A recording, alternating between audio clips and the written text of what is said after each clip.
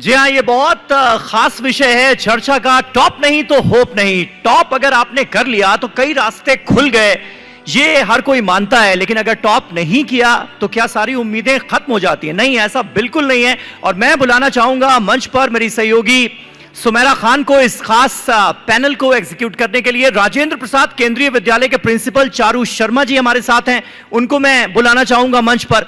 Sanskrit university के doctor Sachin Gupta हमारे साथ मौजूद हैं। और मैं बुलाना चाहूंगा मंच पर एक एक करके, आप सभी आ जाएं। चारू शर्मा जी, प्रिंसिपल राजेंद्र प्रसाद केंद्रीय विद्यालय दिल्ली। डॉक्टर सचिन गुप्ता।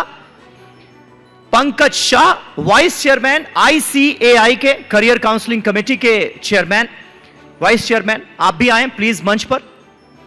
और इस सेशन को कंडक्ट करेंगी मेरी सहयोगी Sumera Khan. Sumera, over to you.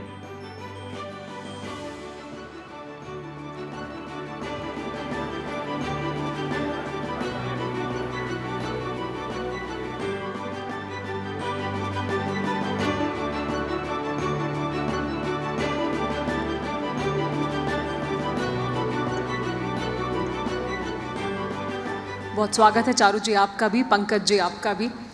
और जैसे कि हमने इस सेशन का भी नाम रखा है टॉप नहीं तो होप नहीं। और मैं इसी सवाल के साथ शुरुआत करूंगी। चारू जी, चाहूँगी आप इसका जवाब दें कि हम ये टॉपर्स को सेलिब्रेट करते हैं, लेकिन टॉपर्स तो कुछ ही होते हैं।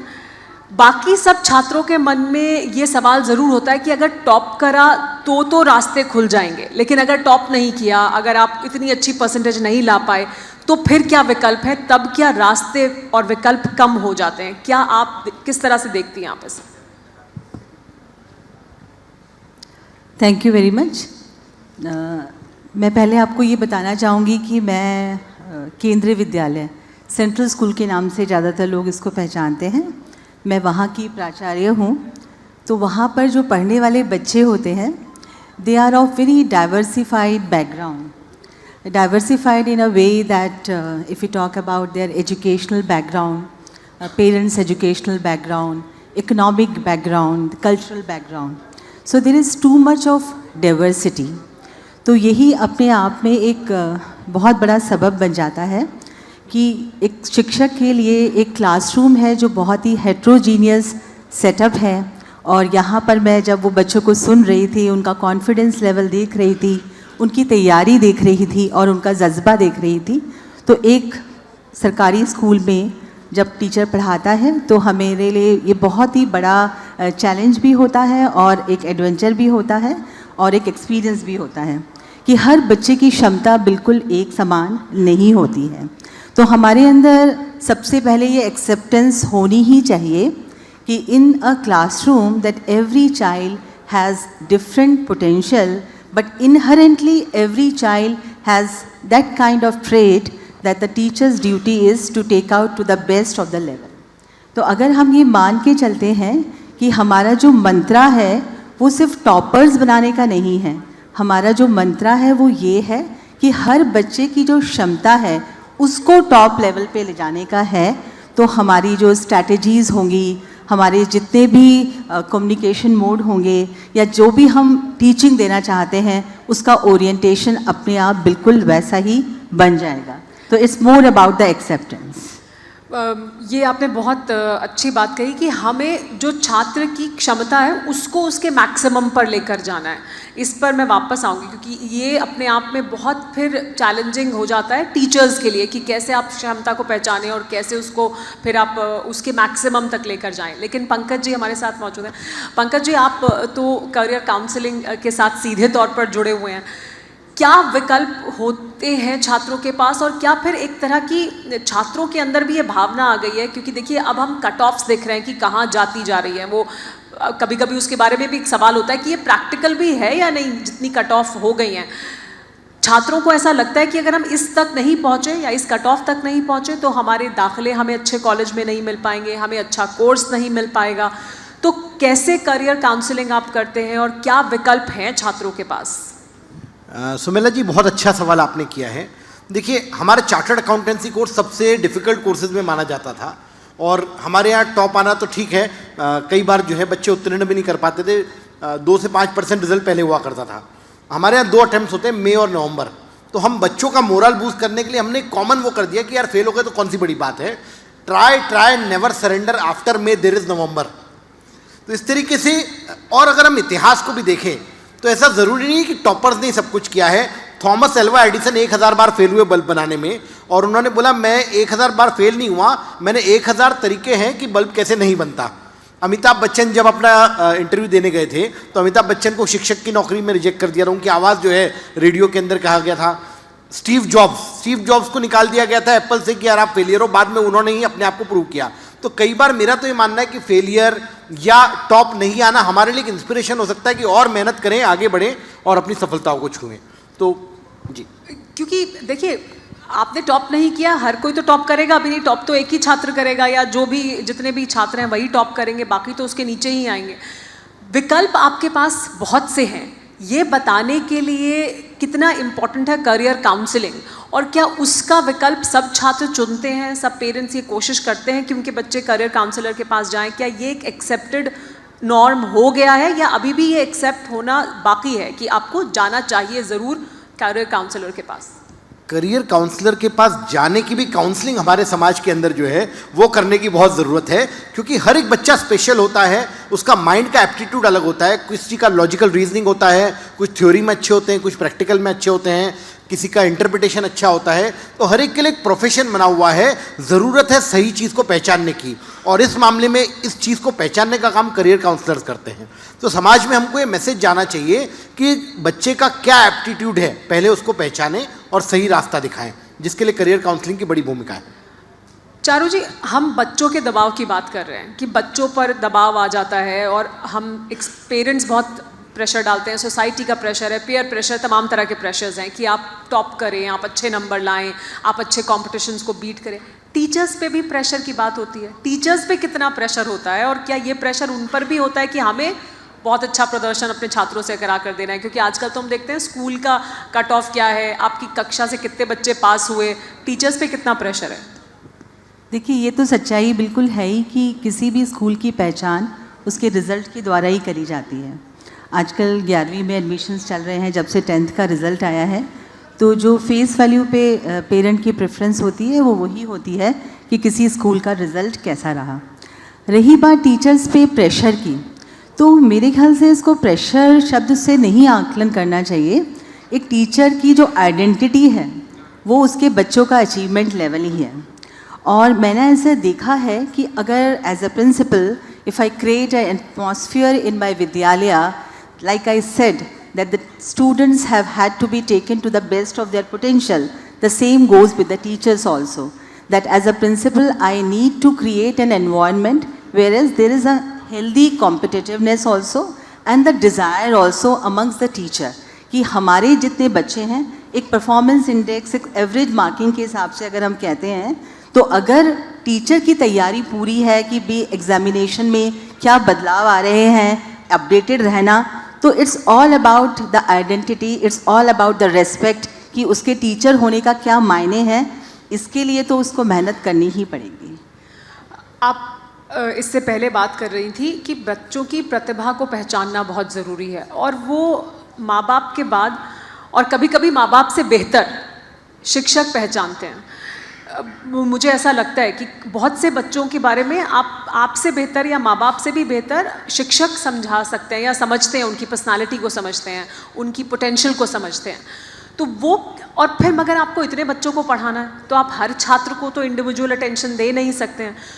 उसमें कितना अहम रोल है टीचर का, और कैसे फिर आप उस चैलेंज को से निपटते हैं कि देखिए इस बच्चे में ये कैपेबिलिटी ज़्यादा है, उसको ये गाइडेंस चाहिए, इसको ये गाइडेंस चाहिए, तो क्या ये आसान है? इसमें चुनौतियाँ क्या हैं और कैसे करते हैं आप? ये बहुत मुश्किल भी नहीं है।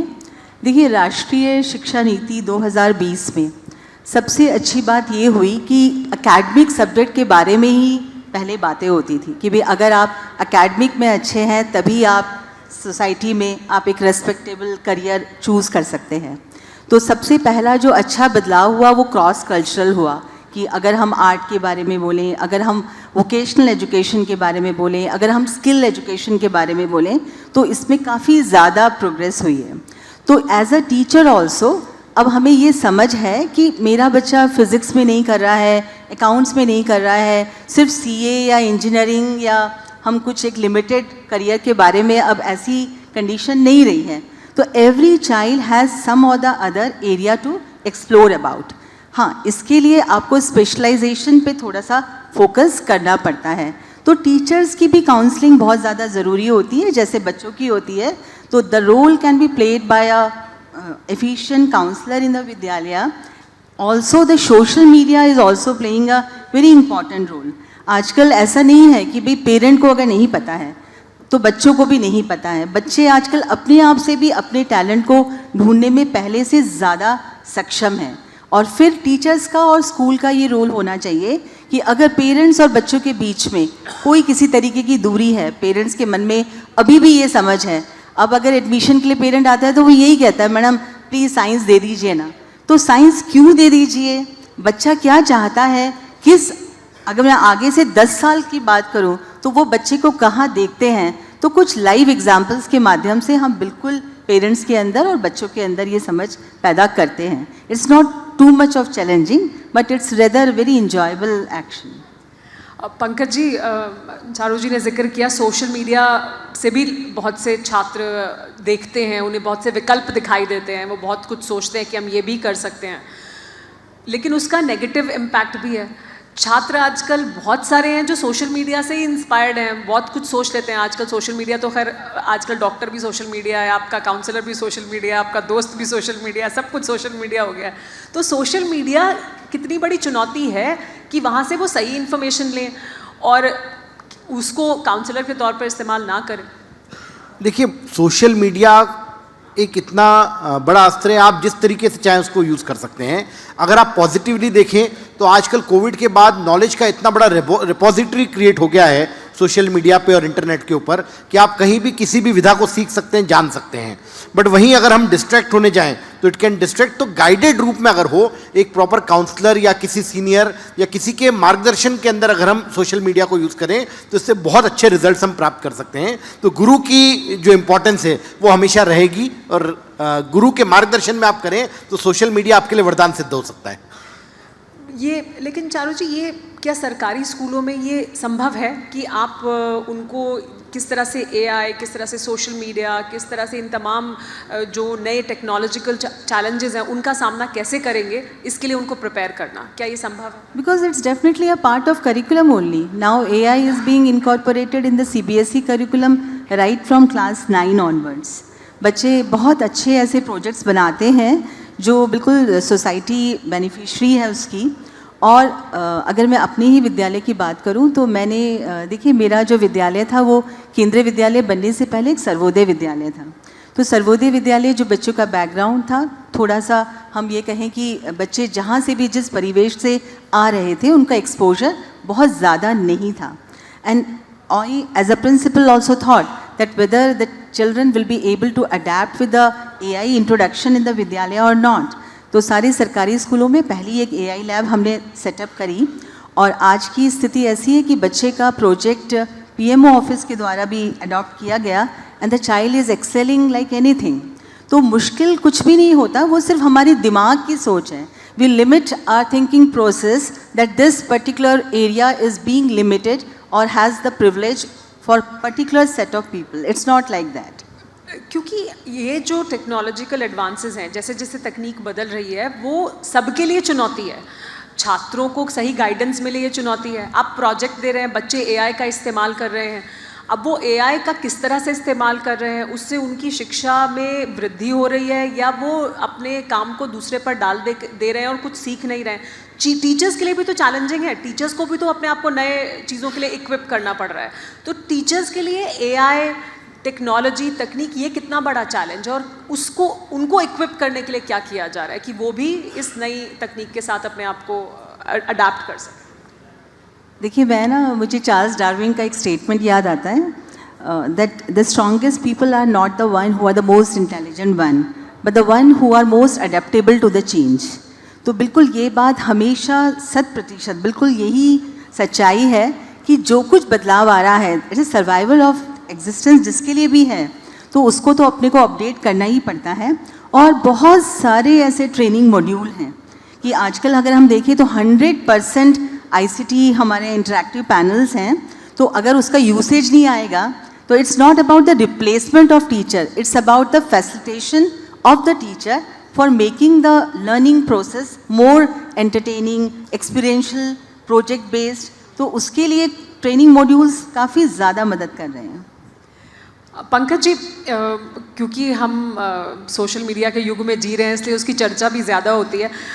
आजकल तो जैसे कि हम बात ही कर रहे थे कि सोशल मीडिया, AI, ये तमाम जो चीज़ें हैं उसका छात्र इस्तेमाल भी करते हैं और बहुत एक्सपोज्ड हैं। ये एक्सपोजर उनके लिए एक बहुत वास्ट सी की तरह है ना, बहुत कुछ दुनिया में वो देख सकते हैं, अमेरिका में क्या हो रहा है, टेक्नोलॉजी में क्या हो रहा है, वो सब देख सकते हैं। लेकिन फिर सोशल मीडिया में वो करियर भी बनाना चाहते हैं।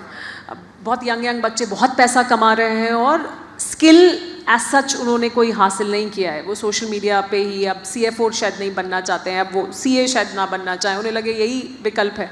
तो क्या ये हमारे जो स्किल्ड लेबर है या जो हमारे स्किल्स हैं उसको प्रभावित करेगा? क्या आप देखते हैं ये कितना बड़ा चैलेंज है इसको नेविगेट करना, ये जो नई हम एक तकनीक देखते हैं? देखिए, जो बहुत ग्लैमरस या अट्रैक्टिव चीज़ होती है उसकी बहुत शॉर्ट लाइफ होती है। वैसे अगर आप सोशल मीडिया में केवल अगर आप जाएंगे, स्किल्ड का इंपॉर्टेंस हमेशा था, है और रहेगा। सोशल मीडिया कुछ आकर्षण क्रिएट कर रहा है कि हमें लगता है कि यार विजिबिलिटी बढ़ रही है, कुछ हो रहा है, और अभी साइकोलॉजिकल चेंजेस भी बहुत आ रहे हैं हमारे अंदर नई नई बीमारियां आजकल जो है, पहले बीमारियां अलग होती थी, अब फोमो हो गया, फियर ऑफ मिसिंग आउट। तो ये सब सोशल मीडिया से हो रहा है। तो एक प्रॉपर व्यक्ति काउंसिल करके उनको घर में जब सब लोग बैठे साथ में एक गाइडेंस हो कि यार लॉन्ग टर्म विजन में मेरे लिए क्या अच्छा है, इस चीज़ की लाइफ कितनी है और लॉन्ग टर्म में मुझे क्या स्किल्स रिक्वायर करनी है जिससे मैं एक्चुअल में अपना करियर बिल्डअप कर सकूंगा। लेकिन क्या इसको लेकर एक्चुअली आपको गाइडेंस देनी पड़ती है छात्रों को जो आपके पास आते हैं? क्या जो CA के लिए तैयारी कर रहे हैं छात्र, उनको है ये कि आपको उनको कहना पड़े कि नहीं डिटॉक्स करो भाई, सोशल मीडिया डिटॉक्स करो, इससे अपने आप को थोड़ा दूर रखो, पढ़ाई पर ध्यान केंद्रित करो, इसकी ज़रूरत पड़ती है? या वो आपसे गाइडेंस मांगते हैं कि देखिए हम इनको फॉलो करते हैं, क्या ये सही है, इसको फॉलो करें? या आप बताते हैं कि देखिए अगर तुम्हें फॉलो ही करना है तो इन 4 लोगों को करो या इन वेबसाइट्स को करो या यहाँ से बेहतर, क्या ये है पार्ट आपकी? देखिए, करियर काउंसलिंग की रेगुलरली हमारी वर्कशॉप्स होती हैं जहाँ बच्चों को इस तरीके का गाइडेंस दिया जाता है कि आपको क्या देखना है क्या नहीं। और एक सबसे बड़ी ब्यूटी जो चार्टर्ड अकाउंटेंसी कोर्स की है कि यहाँ पर बच्चा कोर्स करिकुलम इतना अट्रैक्टिव है, डायनेमिक है, चेंज होता रहता है कि उसमें इतना अट्रैक्ट हो जाता है कि सोशल मीडिया के डिस्ट्रैक्शंस की तरफ कम जाता है। This is a very good quality of our chartered accountancy course कि यहाँ पर डिस्ट्रैक्शन सोशल मीडिया से उसको अट्रैक्शन नहीं आएगा। जब वो पढ़ने का और एक नशा लग जाता है तो उस नशे के आगे और कुछ भी नहीं होता। या ये एक भी कह सकते हैं कि उसकी पढ़ाई का बोझ इतना है कि उसके पास समय नहीं है कि वो सोशल मीडिया देखे। पढ़ाई का एंजॉयमेंट मैं तो ये कहूँगा, क्योंकि डायनेमिक है, रेलेवेंट टॉपिक्स हैं जो एक्चुअल में उसको यूज़ आ रहे हैं। और हमारा जो कोर्स करिकुलम है, जैसे चार्टर्ड अकाउंटेंसी या प्रोफेशनल आपको बताऊं मैं, तो थ्योरी प्लस प्रैक्टिकल है। वो पढ़ता है और उसको डायरेक्ट अप्लाई करता है, तो वो जो प्रैक्टिकल रहता है उसकी वजह से बोरियत नहीं होती उसके अंदर, उसको डायरेक्ट लाइव एप्लीकेशन लग रहा है तो इंटरेस्ट बना हुआ रहता है। चारू जी, आपने कहा कि देखिए बहुत सारे ट्रेनिंग मॉड्यूल्स हैं, हम अपने शिक्षकों को भी ट्रेन कर रहे हैं नए चैलेंजेस को फेस करने के लिए। नेशनल एजुकेशन पॉलिसी है, उसमें भी बहुत से बदलाव आए हैं। क्या हम वाकई उस गति से अपने आप को बदल रहे हैं जिस गति से दुनिया में शिक्षा पद्धति बदल रही है? Last night only I was hearing that India is heading towards the 4th largest economy. तो मुझे ऐसा लगता है कि पेस कहीं पर धीमे हो सकता है, पर बिल्कुल हम जो हमारी डायरेक्शन है वो बिल्कुल उसी तरफ है। एंड जैसे हम हमेशा कहते हैं that we become what we repeatedly do so that excellence doesn't become an action, rather it becomes a habit. तो अगर हम रोज़ उसी तरीके से अपने आप को ग्रूम करते हैं तो हम बात कर रहे हैं कि हमें आगे बढ़ने की। मैं इसमें एक चीज़ और ऐड करना चाहूँगी कि जब आप सोशल मीडिया पे बहुत फोकस कर रहे हैं, it's not about the entertainment, it's about a very very broad horizon. हम जब पढ़ते थे तो हमें NCERT के न्यूमेरिकल्स सॉल्व करने के लिए बहुत मशक्क़त करनी पड़ती थी, पर आज के टाइम पे आपके पास कम्युनिटीज़ हैं कि अगर आपका टाइम इसमें बहुत वेस्ट हो रहा है, आपको समझ ही नहीं आ रही है कि ये प्रॉब्लम कैसे सॉल्व करनी है, तो अगर आप टेक्नोलॉजी को यूज़ करके आप कैसे स्टेप्स में बहुत ही मिनटों में अपने सॉल्यूशन तक पहुंच सकते हैं, तो it's about the mindful use of social media. इसकी हमें ज़्यादा ज़रूरत है। आप जो ये बच्चे बैठे हैं, अगर हम किसी को चस्का लगा दें, हम उसकी आदत ही ये डलवा दें कि भाई आपको किस चीज़ में, हम कहते हैं ना, प्राइम मिनिस्टर कहते हैं कि परीक्षा एक उत्सव है, तो पढ़ने का अगर चस्का लग जाए, हम उसको एडिक्शन का नाम भी दे सकते हैं, तो इसमें क्या बुराई है। तो वैसे ही जो टीचर्स भी हैं, जो उन्होंने अपने टाइम पे पढ़ा और जो आज पढ़ रहे हैं, उसमें बहुत कुछ बदलाव है। तो समय के साथ चलना उनकी ज़रूरत भी है और आवश्यकता एक तरह से हर किसी के लिए अगर हम कहें तो वो बिल्कुल बन चुकी है।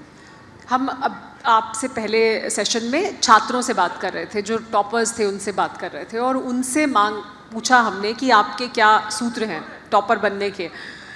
लेकिन आपके सामने तो तमाम छात्र आते हैं, पूरा स्कूल है और तमाम छात्र हैं जो जिनको आप देखते हैं और ग्रूम करते हैं और उनको मदद करते हैं, काउंसिल करते हैं। छात्रा थी, बता रही थी कि उनकी प्रिंसिपल काउंसलर हैं और काउंसिल करती थी उनको। कैसे ये जो छात्रों में, स्कूलों में भी ये कंपटीशन बढ़ता जा रहा है कि हमें अच्छे से अच्छा करना है, और ये सकारात्मक पहलू को अगर हम देखें तो उससे कैसे आप काउंसलिंग करते हैं? आपके मुताबिक क्या सूत्र हैं टॉपर बनने के लिए या अच्छा करने के लिए, एक्सेल करने के लिए छात्रों के लिए? टीचर या शिक्षक या प्रिंसिपल होने के नाते आप कैसे देखती हैं? सबसे पहली बात तो मुझे लगता है कि हमें सेल्फ डिफीटिंग टॉक्स बिल्कुल भी नहीं करनी चाहिए कि कोई बच्चा कहे कि मेरे लिए ये बहुत मुश्किल है।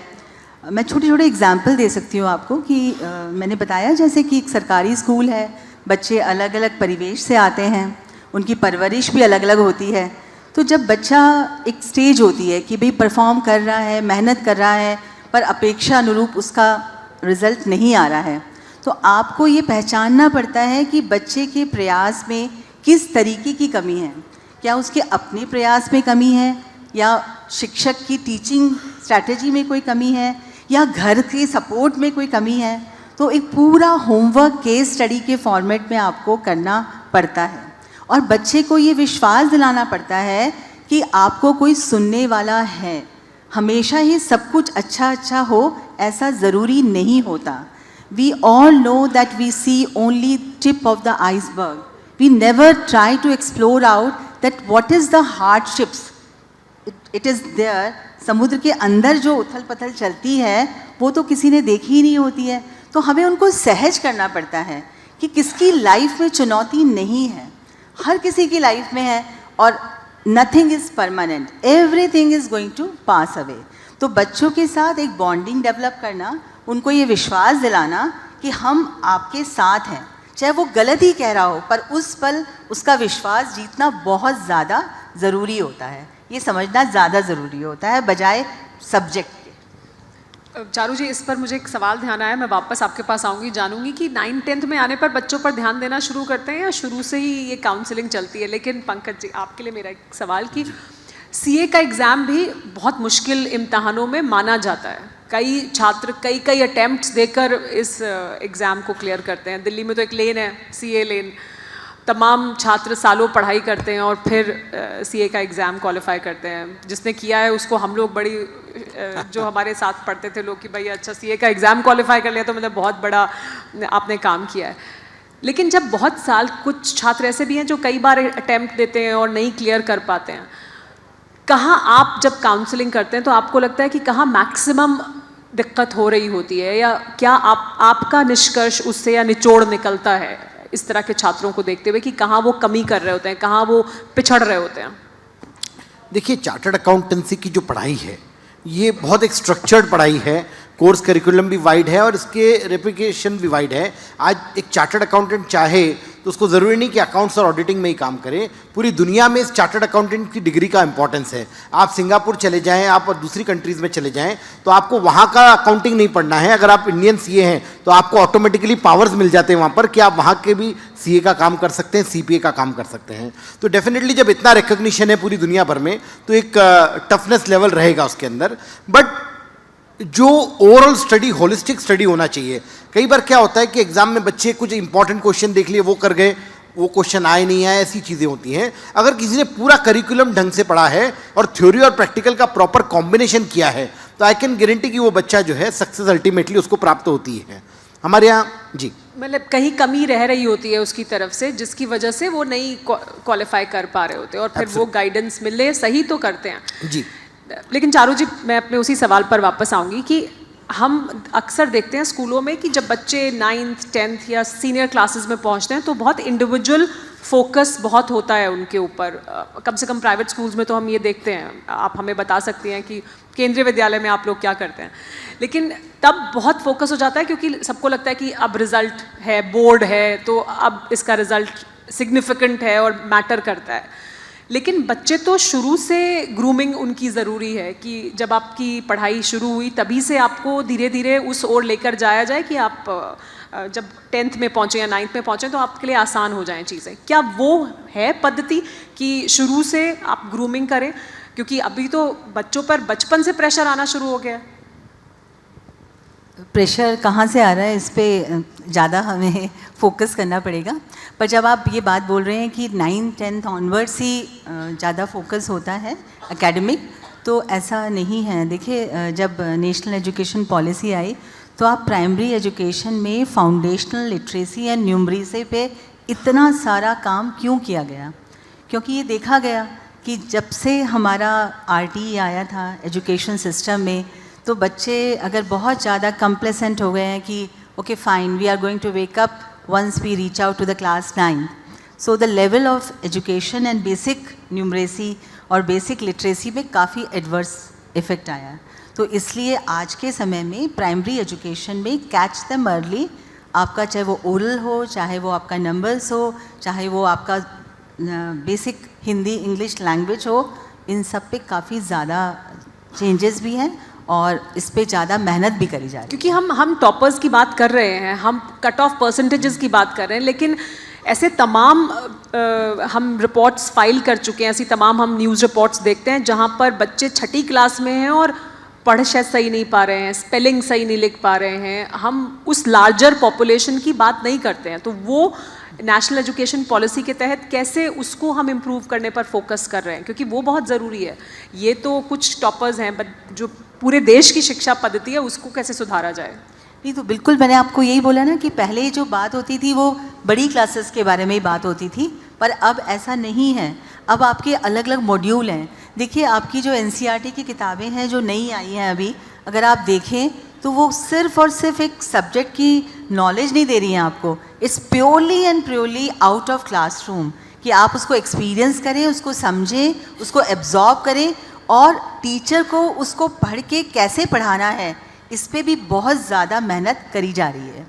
तो ये आप कुछ समय के बाद ही इसका असर देख पाएंगे कि definitely we are going to see the result of this particular generation, whosoever is going to come later to the higher classes, that how this has impacted the performance of the students.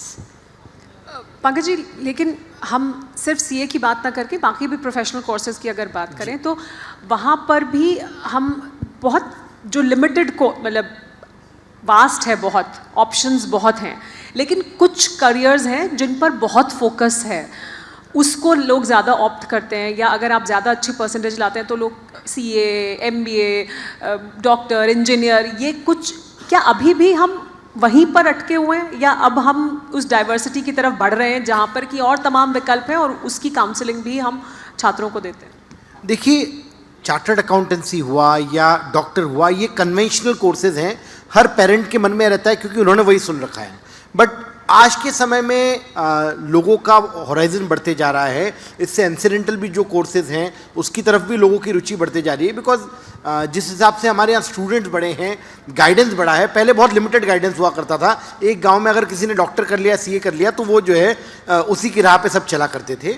अब population बढ़ी है, market भी उस तरीके से बढ़ते जा रहा है। आज देश की इकोनॉमी जिस तेज़ी से बढ़ रही है, तो हमको फाइनेंस में कई सारे प्रोफेशनल्स की रिक्वायरमेंट है।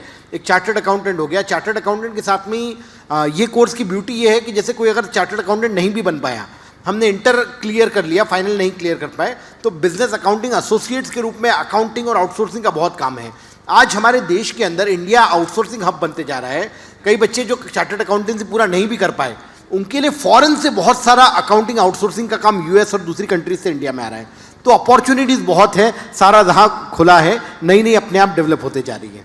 अच्छा है, और वो सब आप बताने के लिए हैं छात्रों को कि ये तमाम विकल्प हैं। लेकिन चारू जी, एक बहुत अहम प्रश्न ये भी कि हम जब छात्र 10th कर लेता है या 12th कर लेता है, उसके बाद और जाहिर सी बात है लोग सोचते हैं पहले से भी कि क्या करियर या क्या पाथ आपको चुनना है। क्या बहुत जब आप कह रही हैं कि कैचिंग देम यंग, एजुकेशन उनको कितनी अच्छी बेहतर मिले इस पर तो फोकस हो ही, लेकिन उनके जो क्षमताएं हैं उसके आधार पर उन्हें क्या दिशा दी जा सकती है या वो क्या करियर चुन सकते हैं, इसको लेकर क्या अर्ली स्टेज काउंसलिंग या दिशा देने की कोशिश टीचरों द्वारा या स्कूल द्वारा, क्या ये भी एक अहम हिस्सा है? क्या हम ये कर रहे हैं? हाँ, या ये करना चाहिए? ये बिल्कुल एक अहम हिस्सा है। बच्चे जब देखिए शुरू से आप उनको जितना ज़्यादा एक्सपोजर दें, मुझे याद है कि क्योंकि मैं एक ऐसे बैकग्राउंड से आई थी कि मेरे फादर जो थे वो एजुकेशन फील्ड में थे, तो उनकी सोच ये थी कि भाई आप डॉक्टर बन जाइए, इंजीनियर बन जाइए या फिर टीचर बन जाइए, और इसी से ज़्यादा कुछ सोचने का मौका भी नहीं मिला।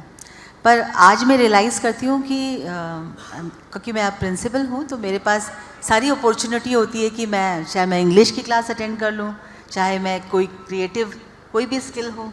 तो I realise that it is very important that we need to give the exposure to the children कि भाई अगर उसके अंदर क्रिटिकल थिंकिंग है, उसके अंदर क्रिएटिव थिंकिंग है, तो मैं उसको उस पर्टिकुलर फील्ड का एक्सपोजर दूँ। And for that we like I think as I do, many of the other schools might also be doing that we approach different organizations. जैसे सर ने बोला, हम भी चार्टर्ड अकाउंटेंसी की अगर हमें कुछ उनको करियर एक्सपोजर देना है तो हम स्पेशलाइज्ड पर्सन को ही बुलाना पसंद करते हैं। अगर हमें उनको फ़ौज का देना है तो हम चाहते हैं कि भाई उसी फील्ड से आएँ। अगर हम मीडिया से बात करें तो हम मीडिया वाले दें। तो बच्चों को इससे बहुत ज़्यादा फ़र्क पड़ता है। पिछले दिनों जब मैंने देखा कि एयर इंडिया के 5 वुमेन पायलट जब मेरे यहाँ आए अपनी यूनिफॉर्म में, तो the girls really who never ever thought about that this can be a career option, उनके सवाल बहुत भोलेपन के थे, बहुत इनोसेंट थे कि इसमें तो बहुत पैसा लगता है।